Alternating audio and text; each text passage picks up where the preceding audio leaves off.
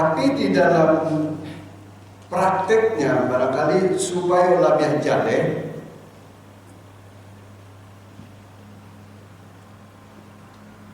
kita simak apa yang pernah dikatakan oleh Ubay bin Ka'ab ketika Umar bin Khattab bertanya. Kata Umar bin Khattab, wahai sahabat Ubay bin Ka'ab, bertanya bocil, nanti mukasui sebenarnya dengan takwa itu. Jadi rupanya walaupun sama-sama sahabat itu punya ilmu dan beragam juga, bertinggi berendah. Lalu ternyata Ubay bin Ka'ab tidak langsung menjawab.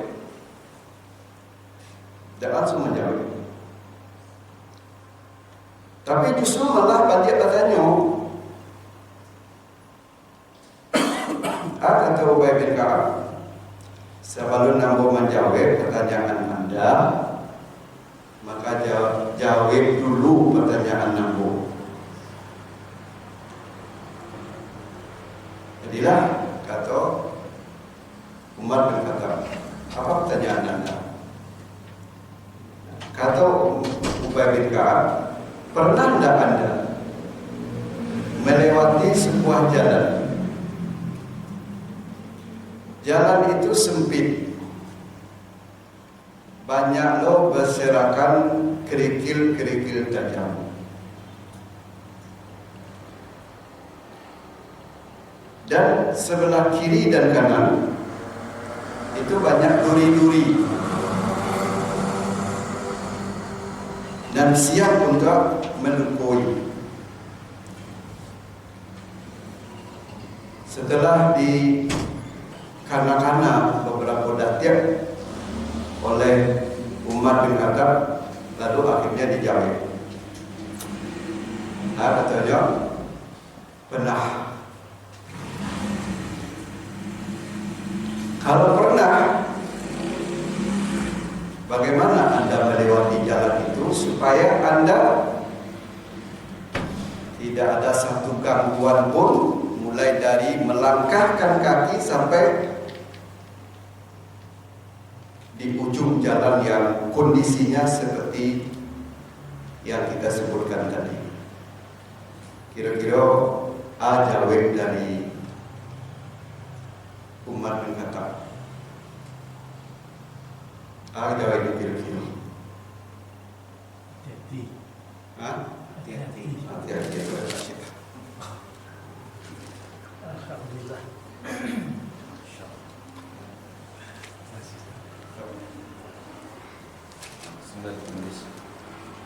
Langsung dari penulis. Jadi benar, ya, hati-hati.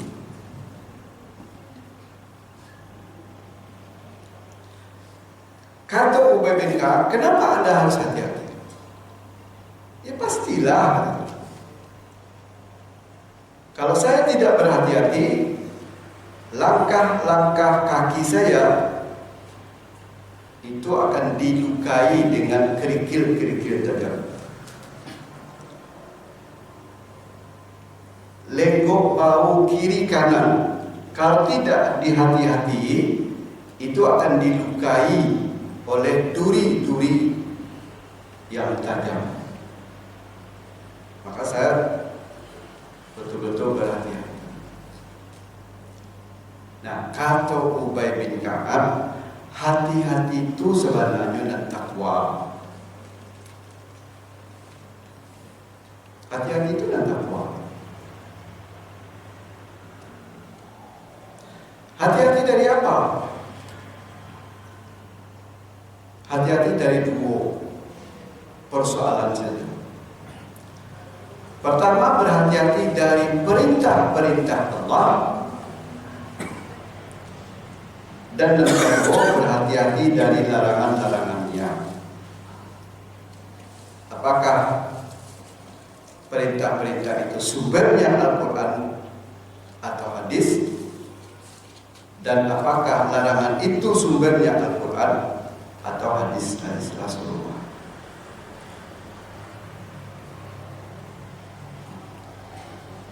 Bagaimana bentuk berhati-hati dari perintah-perintah Allah? Maka pertama tentu perintah-perintah itu diketahui dulu. Itulah gunanya belajar. Apakah melalui pendidikan, melalui banyak membaca, atau autodidak, bertanya, diskusi, dan lain-lain sebagainya. Tahu ini? Nah, setelah diketahui, baru setelah itu diamalkan.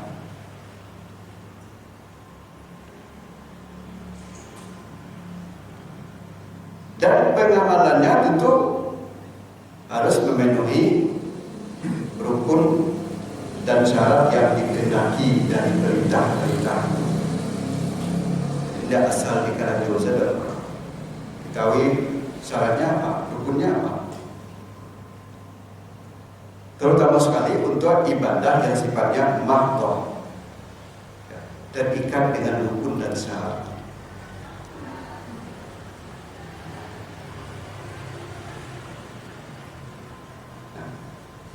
Dan kemudian dengan tekad agar tidak ada hendaknya perintah yang sudah diketahui itu yang tidak terlaksana sebagaimana mestinya.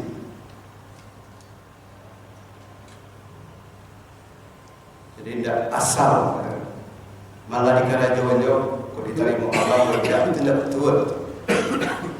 Kalau kita sudah mengerjakan suatu ibadah, pastikan bahwa ibadah itu diterima oleh Allah dengan syarat rukunnya terpenuhi dan syaratnya cukup.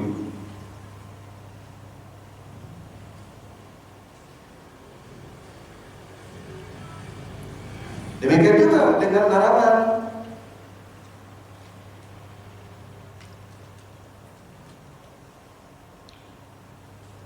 Kehati-hatian dari larangan kita ketahui dulu saja bantu larangan-larangan agama.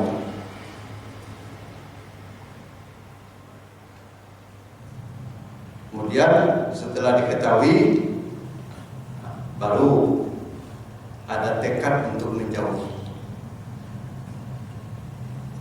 Tidak akan melaksanakan. Dan supaya tidak ada hendaknya satu pun larangan-larangan itu dan masih saja terpabuin di dalam hidup dan kehidupan orang.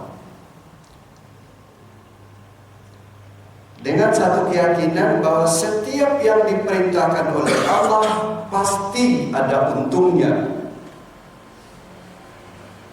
baik untung secara duniawi maupun untung secara ukhrawi. Meskipun kadang-kadang untung itu tidak kunjung kita rasakan, tapi kita yakin pasti Allah punya rahasia. Kenapa kita disuruh? Nah, sebagaimana juga demikian di sisi larangan. Kenapa kita dilarang oleh Allah? Maka tentu ada akibat yang akan ditimbulkan kalau dilakukan larangan-larangan itu. Baik dampaknya terhadap diri kita atau dampaknya kepada orang lain, apakah sifatnya yang duniawi atau yang ukhrawi.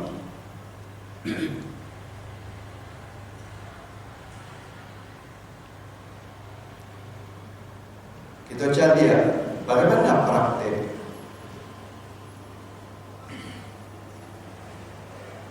Rasulullah di dalam kehati-hatian itu. Kita baca bahwa Rasulullah itu pada suatu ketika pulang dari suatu perjalanan. Ibu di rumah masuk ke dalam kamar. Di dalam kamar, di atas meja ada beberapa butir kurma.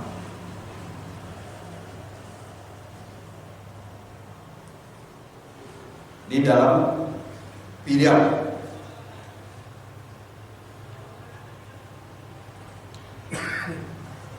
Lalu dia kamu setelah itu menyusul masuk ke dalam kamar Aisyah. Jadi Aisyah piring itu menjadi 7. Kurma itu bara diletakkannya tadi sakit 7 jumlahnya. Jangan usah pindah tampil pun dah. Itu tanya Aisyah. Kata Aisyah, ya Rasulullah, kenapa anda makan? Apakah anda masih kenyang?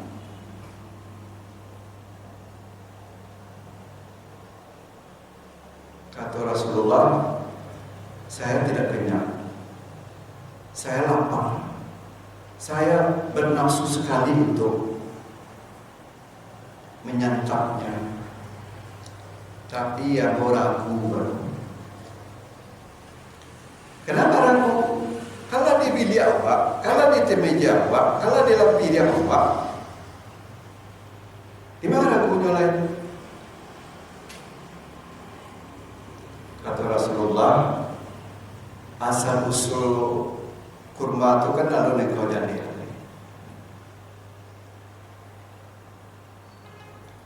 Kurma itu apakah engkau beli atau dikasih orang?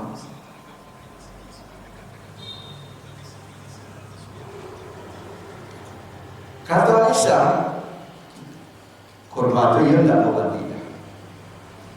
Tapi kurma itu memang dia tetangga. Kata Rasulullah lagi, kalau dia tetangga, apakah niat dari orang yang memberi sifatnya hadiah atau bentuknya sedekah?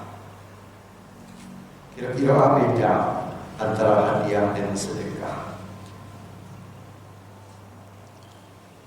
Saya bisa menjawab dari aku.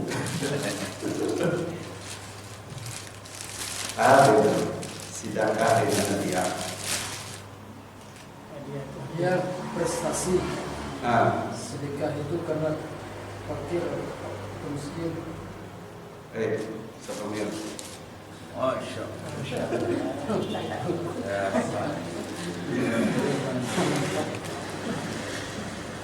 Jadi memang kalau hadiah dasarnya adalah prestasi, apapun bentuk prestasi itu.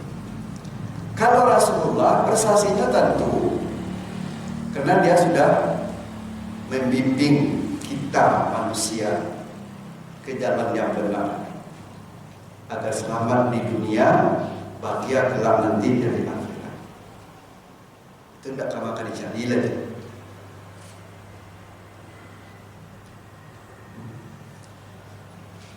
Nah, sementara kalau sedekah ya, itu unsurnya ibu, gitu. Dia kira saya nanti ibu apa?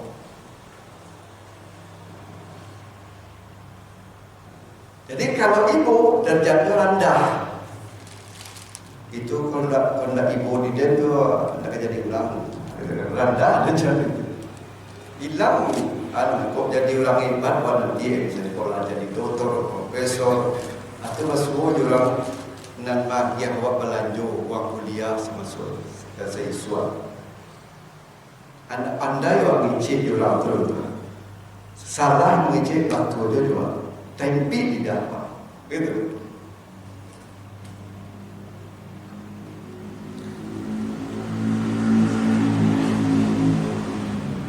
Nah itu satu, ya, rendah gengsi.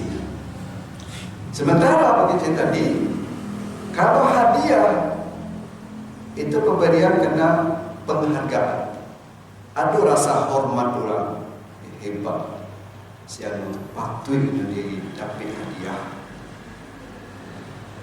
Apalagi kalau Adi Hidayat, kalau orang hafal Quran itu langsung kan tidak dipikir-pikirnya besok umrah bersama saya.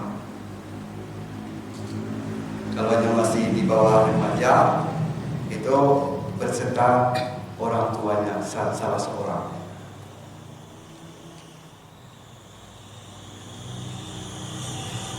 Nah itu jawabannya. Nah, bagaimana pula penerapan kehati-hatian itu di kalangan sahabat?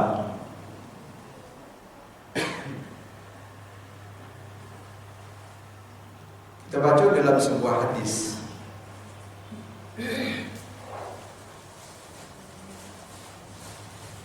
Ada dua orang dan melakukan transaksi jual beli tanah. Ya, kalau dua orang itu berarti satu orang, katakanlah si A dan membeli, si B dan menjual.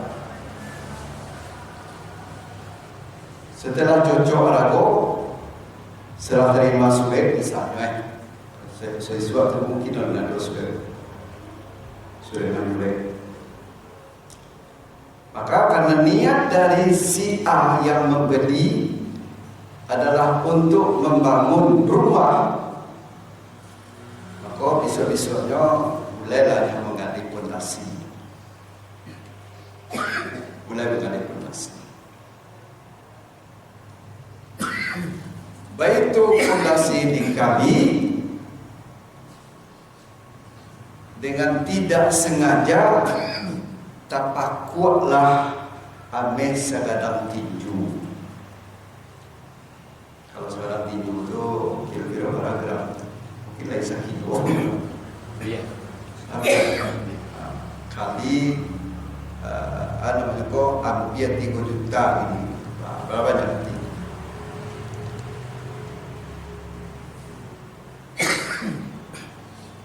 Tuh, ya. Lalu setelah dia menemukan itu,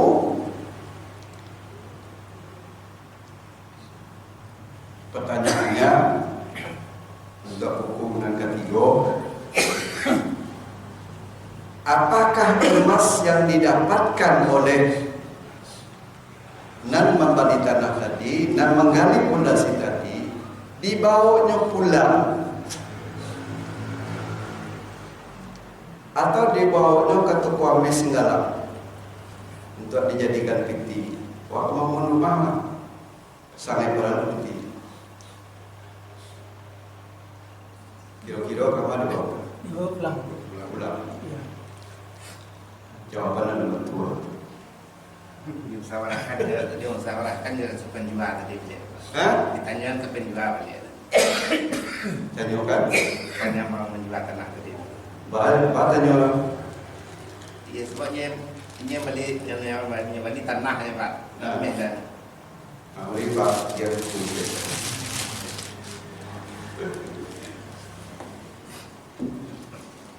Ini beli tanah ya kan Pak. Tentang jual meh doh. Tidak dia beli meh. Benar. Ya. Emas itu tidak dia bawa pulang, tidak dibawa ke toko ame untuk dijual, tapi justru malah dikembalikannya kepada orang yang menjual tanah. Kajiwa tadi hati-hati kan? Hati-hati. Katanya, Pak, Ibu, ambo kan membeli tanah Ibu. Yo. Ambo kan niat untuk membangun rumah. Yo. Lah buat suah menggali pondasi, cuman kebetulan tapakuatlah ame sakadang tinggi. Lalu Pak, yo dekarana ndak do di dalam akta jual beli do Amin. Berarti ikut tidak masuk dalam bagian nanam bawali itu.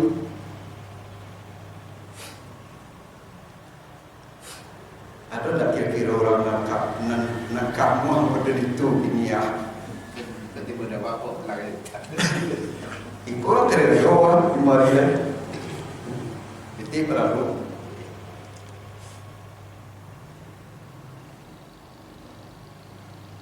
Itu katanya.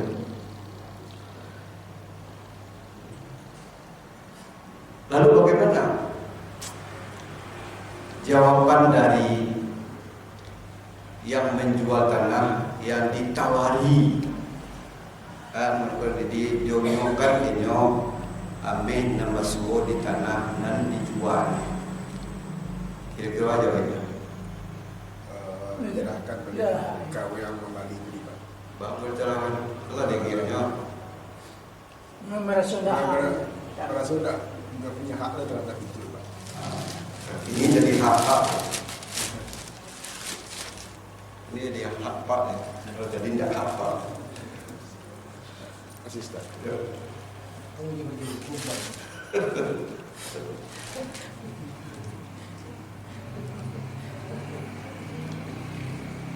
Nah, jadi jawaban dari orang yang menjual tanah, maaf Pak. Kalau ambola menjual tanah, berarti seluruh isi dari tanah itu sudah menjadi milik pembeli tanah. Jadi aku udah berhak.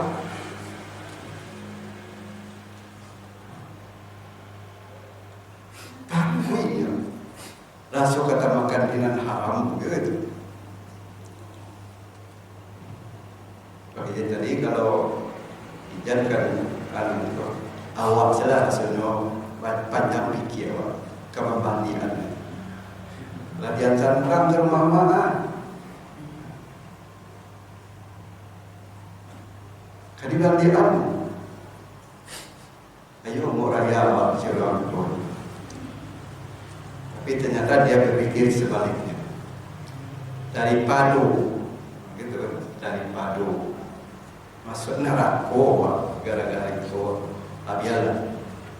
Tidak sampai ganti malah.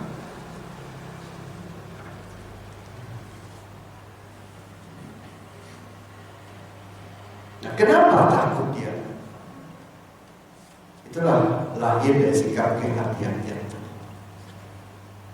Dia tidak mau satupun aktivitas termasuk jual beli yang berpotensi untuk menyeretnya dengan segala akibat yang akan ditimbulkan dari dosa. Karena memang kalau kita baca hadis Rasulullah, kata Rasulullah,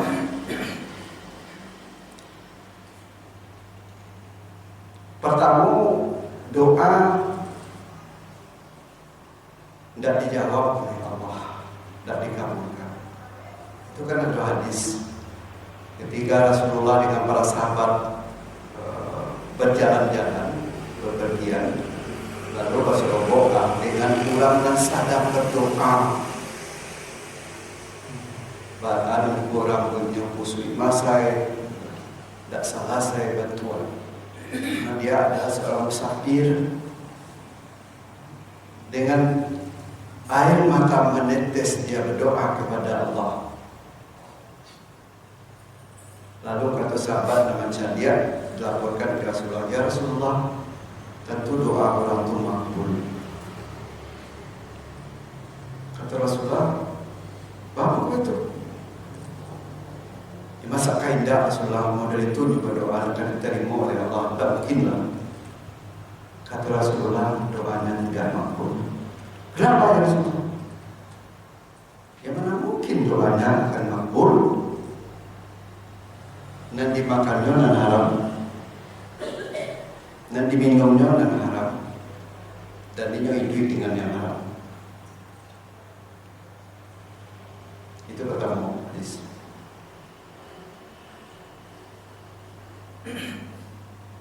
Dan kedua,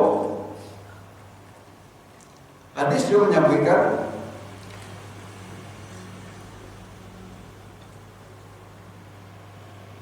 man nabata lahmuhu minal haram fannar aula biha. Siapa yang dagingnya tumbuh dari barang yang haram, dari makanan yang haram, maka nerakalah dapat kembali.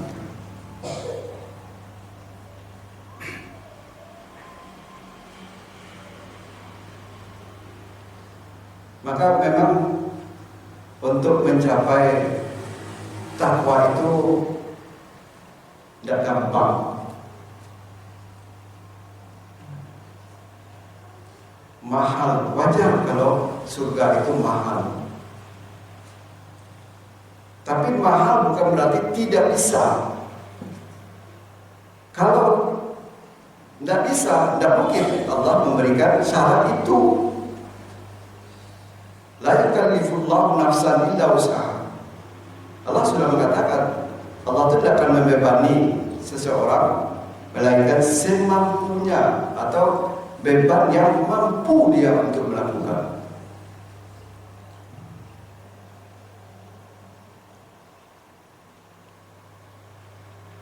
Bukan tak mampu, mampu. Tapi di dalam realita kehidupan, ternyata orang yang mampu berbuat seperti itu, kehati-hatian dari segala bentuk hal-hal yang menyeret ia ke lembah kenistaan dosa, itu prosentasinya terlalu sedikit. Terlalu sedikit. Tapi sekali lagi itu tergantung kepada kita, mau enggak kita. Kalau mau pasti bisa.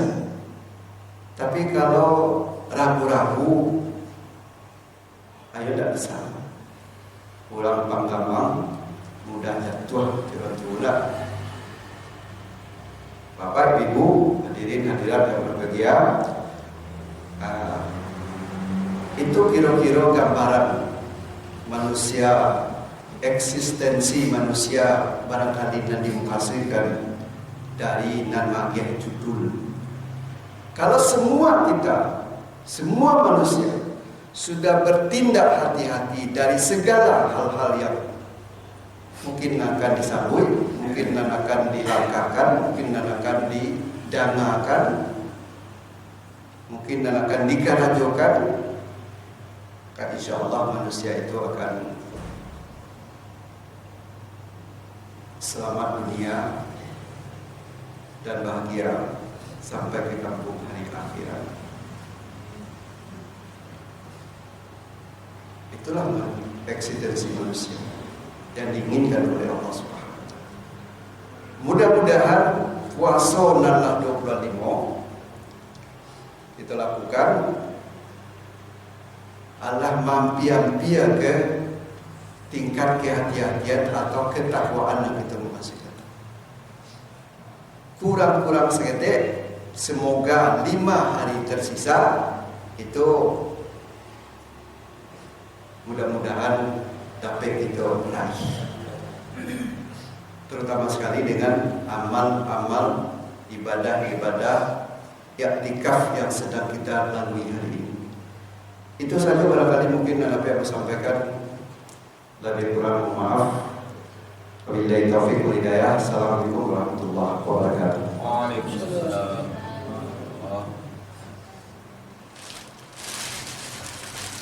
Itu mungkin ya. Asiana bisa menyimpulkan. Kira-kira agak dua kata-kata jadi. Asiana bisa menyimpulkan. Hati-hati ada untuk mencapai ketakwaan. Oke Pak, saya boleh Pak.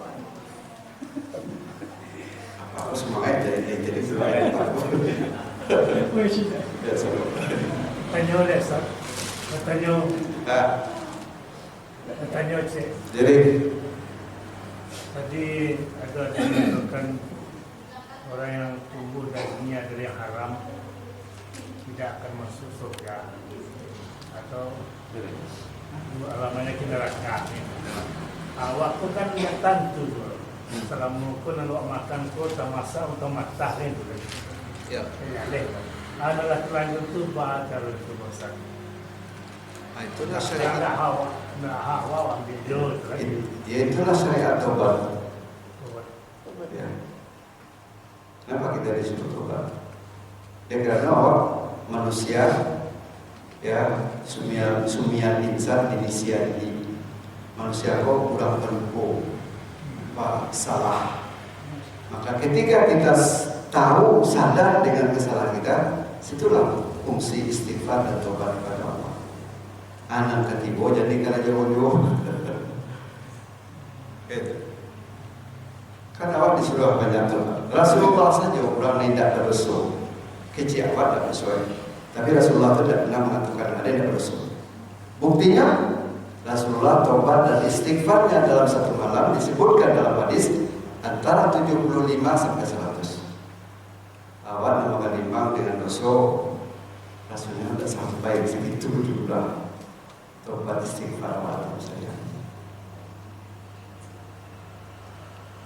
Kira-kira betul, kira-kira. Baik, sekali lagi, alhamdulillahirrahmanirrahim. Assalamualaikum warahmatullahi wabarakatuh.